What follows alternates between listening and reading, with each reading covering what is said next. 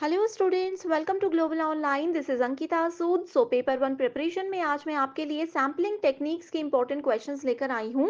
ये एक बहुत ज़रूरी टॉपिक होता है जिसके टाइप्स में से क्वेश्चंस एग्जाम में आपको देखने को मिल सकते हैं। इसीलिए स्टूडेंट्स, एग्जामिनेशन के लेवल के हिसाब से हम आज के वीडियो में क्वेश्चंस को डिस्कस करेंगे, तो आप सभी इस सेशन में अंत तक बने रहिएगा। पेपर वन के बेस्ट प्रिपरेशन के लिए कंप्लीट कोर्स में लेकर आई हूँ, जहां पर आपको एग्जामिनेशन तक डेली लाइव लेक्चर्स के साथ 100% सिलेबस कवर करवाने की मैं गारंटी देती हूँ। साथ ही students, topic wise practice MCQs and PYQs भी आपको मिलेंगे, ताकि आपको पता चलता रहे कि जो टॉपिक आप पढ़ रहे हो उसमें से आज तक कैसे क्वेश्चन आए हैं एंड अपकमिंग एग्जाम में कैसे क्वेश्चन पूछे जा सकते हैं। फाइनल रिविजन के लिए mock test and 5000 plus MCQ question bank है, जिसके बाहर से कुछ भी एग्जामिनेशन में कभी भी नहीं पूछा जा सकता। बच्चों को नोट्स बनाने में बहुत ज्यादा समय लगता है, लेकिन इस कोर्स में आप लोगों को हम पीडीएफ फॉर्मेट में फुल सिलेबस नोट्स देते हैं, जो कि एग्जाम के लिए बहुत ही ज्यादा इंपॉर्टेंट है। एंड न्यू बैच भी हमारा मंडे से स्टार्ट होने वाला है, तो आप सभी स्टूडेंट्स इसको जरूर ज्वाइन कर लीजिए। इससे पहले फ्री वीडियोस और मॉक टेस्ट को जरूर देखना, जो कि आपको ग्लोबल ऑनलाइन ऐप पे मिलेगा। स्टोर सेक्शन पर सर्च बार में लिखिए कोर्स का नाम। जैसे ही आप कोर्स पे क्लिक करते हो, यहाँ पर आपको इसकी ड्यूरेशन दिख जाएगी। एग्जामिनेशन तक आप लोगों के लिए ये कोर्स वैलिड रहेगा।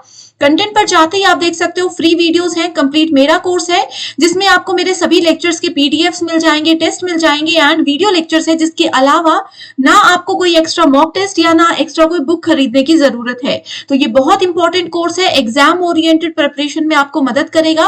एंड पेपर वन में आपको फर्स्ट अटेम्प्ट में 100 में से 80 प्लस स्कोर करने में भी यही कोर्स मदद कर सकता है। तो आप सभी स्टूडेंट्स गिवन नंबर्स पर कॉन्टैक्ट करके इसको जरूर ज्वाइन कर लीजिए। तो चलिए शुरू करते हैं। हमारा आज का पहला क्वेश्चन है, which of the following sampling methods is not based on probability. First option है simple random sampling, stratified sampling, quota sampling and cluster sampling. ठीक है, तो यहाँ पे पूछा गया है कि कौन सा सैम्पलिंग का तरीका जो है वो प्रोबेबिलिटी की कैटेगरी में नहीं आता है।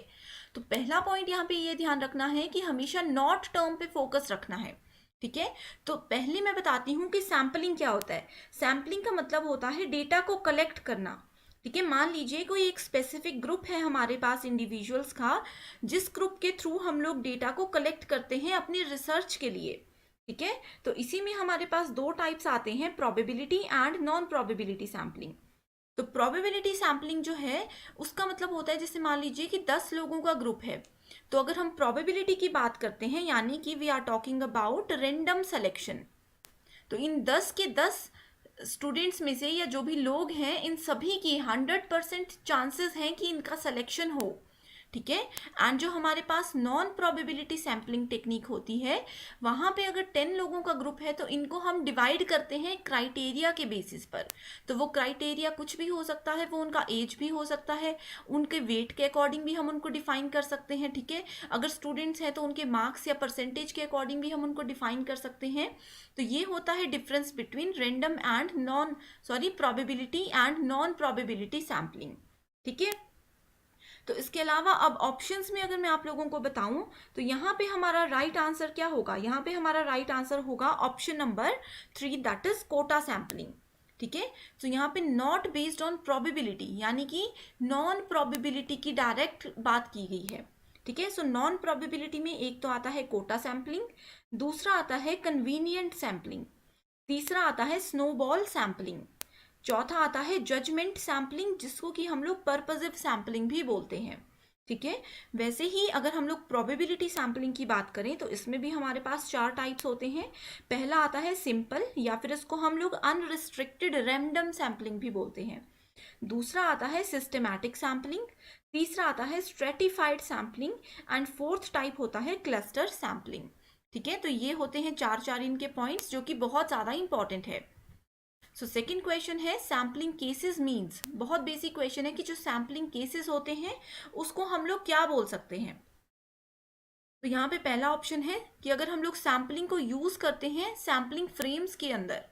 दूसरा ऑप्शन बोलता है identifying people who are suitable for the research, यानी कि एक रिसर्च के लिए हम लोग किस तरह से लोगों को सेलेक्ट करते हैं, उनको कैसे आइडेंटिफाई करते हैं, दैट मीन्स सैम्पलिंग केसेस। तीसरा ऑप्शन बोलता है literally the researchers brief case, तो जो रिसर्चर के डिटेल में हम लोग केसेस को डिफाइन करते हैं, क्या उसको सैम्पलिंग केस बोलते हैं। नेक्स्ट आता है sampling of people, newspapers and television programmes. तो इसका राइट आंसर होगा ऑप्शन नंबर 4, यानी कि जो भी सैम्पलिंग हम लोग लोगों के थ्रू, न्यूज़पेपर के थ्रू, टेलीविजन प्रोग्राम्स या फिर सोशल मीडिया के थ्रू कलेक्ट करते हैं, उसको बोला जाता है sampling cases. Next question is the population information is called parameter. ठीक है, तो यहाँ पे बहुत इंपॉर्टेंट क्वेश्चन है, इसी क्वेश्चन को दो तरीके से पूछा जा सकता है। ठीक है, तो पॉपुलेशन इंफॉर्मेशन जो होती है उसको पैरामीटर बोला जाता है। सिमिलरली जो सैंपल इंफॉर्मेशन होती है उसको क्या बोला जाता है। ठीक है, पहला ऑप्शन है universe, inference, sampling design and statistics. तो यहाँ पे राइट आंसर होगा option number 4, that is statistics. ठीक है, तो ये चीजें आपको सिर्फ याद रखनी है। तो इसका क्वेश्चन इस तरह से भी पूछा जा सकता था कि सैम्पलिंग इंफॉर्मेशन को हम लोग बोलते हैं स्टैटिस्टिक्स, तो सिमिलरली पॉपुलेशन इंफॉर्मेशन को हम क्या बोलेंगे। ठीक है, तो यहाँ पे इस तरह से क्वेश्चन पूछा जा सकता है, तो आंसर होगा पैरामीटर। तो अब आपको बताती हूँ कि पॉपुलेशन क्या होता है। ठीक है, सो पॉपुलेशन होता है एक एंटायर ग्रुप, ठीक है, जिसकी हेल्प से हम लोग कंक्लूजन को, अपने रिसर्च के कंक्लूजन को ड्रॉ कर सकते हैं।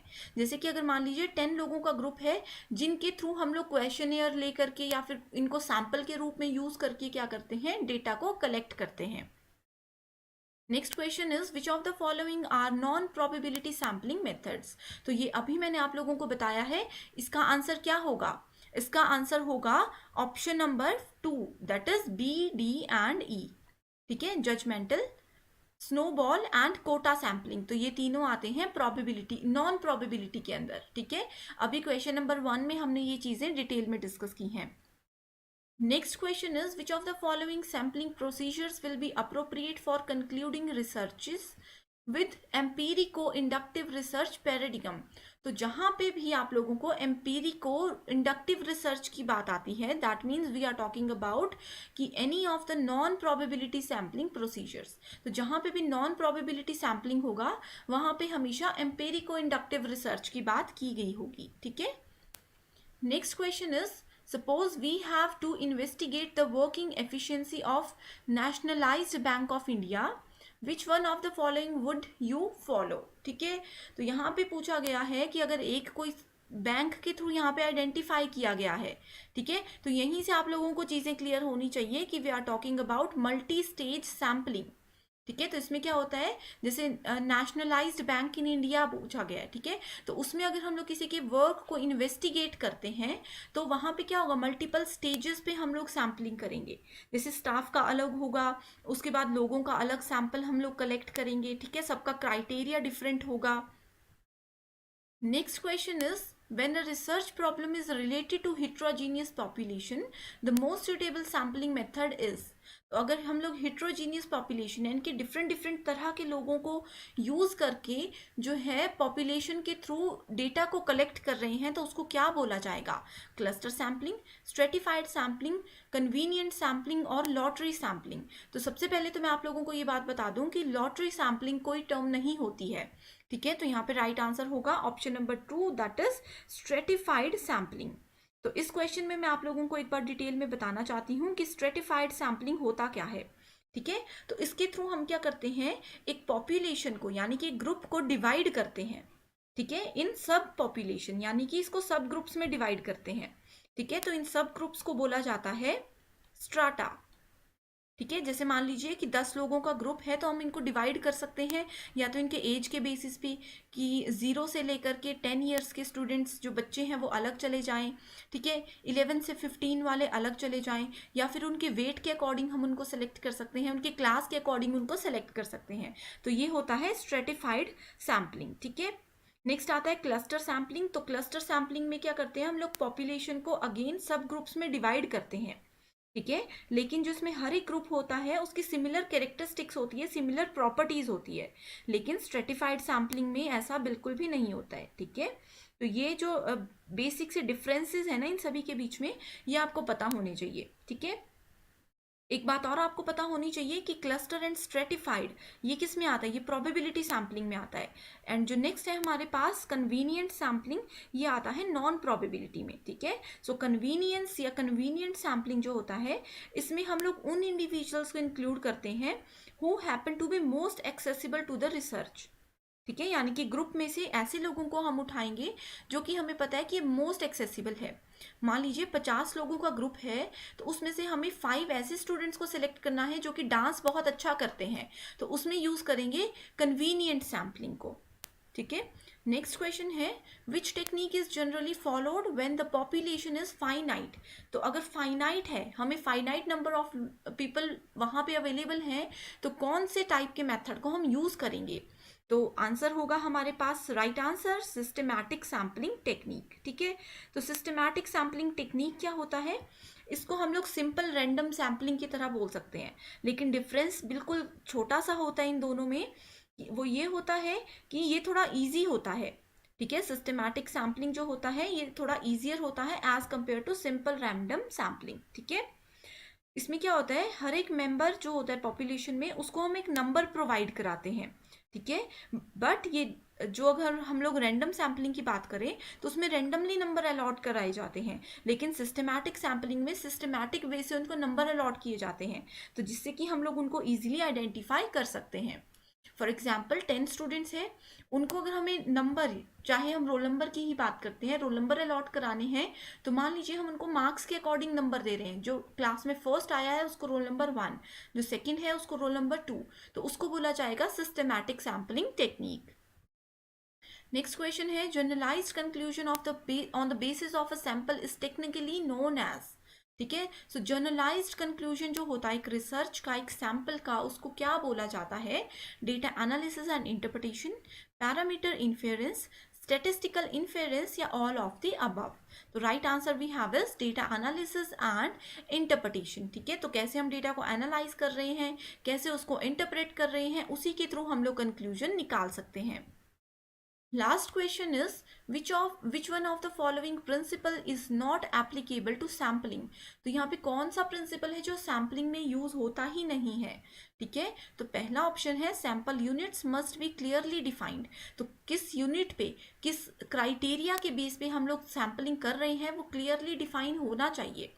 दूसरा है sample units must be dependent on each other, यानी कि डिपेंडेंट होनी चाहिए। अगर एक कंप्लीट है तो दूसरी जो है कहीं ना कहीं इस पर डिपेंडेंट होगी, कहीं ना कहीं ये डेटा हम लोग नेक्स्ट यूनिट पे, नेक्स्ट सैम्पलिंग पे यूज करेंगे। Same unit of sample should be use through out the study, यानी कि एक ही तरह का सैंपल हम पूरी रिसर्च में यूज करेंगे। नेक्स्ट आता है sample units must be chosen in a systematic and objective manner. ठीक है, तो सिस्टमैटिक वे में एंड एक ऑब्जेक्टिव मैनर में हम लोग इन यूनिट्स को कलेक्ट करते हैं। तो राइट आंसर है हमारे पास ऑप्शन नंबर 2, यानी कि जितने भी सैंपल यूनिट्स होते हैं, यहाँ पे बोला गया है कि वो एक दूसरे पे डिपेंडेंट होने चाहिए। ठीक है, एंड यहाँ पे पूछा गया था नॉट, तो हमेशा इस चीज पे फोकस करना है। ठीक है, तो बहुत ही ज्यादा इजी, इंपॉर्टेंट एंड इंटरेस्टिंग ये 10 क्वेश्चंस थे। And I hope in 10 questions की हेल्प से जितने भी हमारे सैम्पलिंग के टाइप्स थे, जितनी भी उनकी टेक्निक्स थी, वो सभी आप लोगों को क्लियर होंगी। So that's all for today. Thank you so much for watching this video.